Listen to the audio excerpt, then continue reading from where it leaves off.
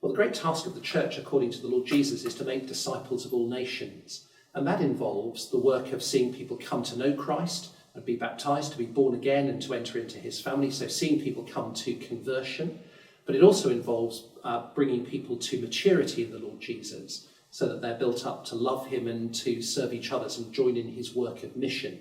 So if that's the great task of the church, to make disciples, then it's the task of the local church leader to make sure that the local church is doing that work effectively in the place where the Lord Jesus has put it. So the great task of church leadership is not to do all of the work, but to make sure that the church itself is doing the work of making disciples in the place where the Lord Jesus has put his people. So the task of the church leaders is to make sure that they know what it will mean to make disciples in that place and to organise the life and ministry of the church so that that work is being done. So I think that often people have a misunderstanding of what the church leader is meant to do. So many people have a model of church leadership where the church leader is there to simply care for the members of the congregation and to meet their needs. I might talk about that as a chaplaincy model. He's there to be simply the person who's available to care for those who belong to the church.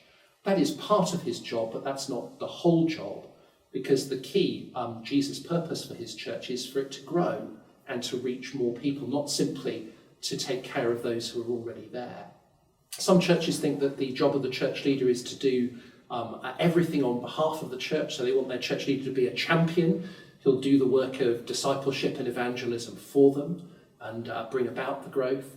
But again, that's not the biblical model. The biblical model is more of the church leader as a coach whose job is to equip the members of the congregation to do the work of ministry so that the gospel can grow. That's the way that Paul speaks about the work in Ephesians chapter 4, verse 11. The pastor-teacher who leads the local church is there to equip God's people so they can do the work of ministry and service.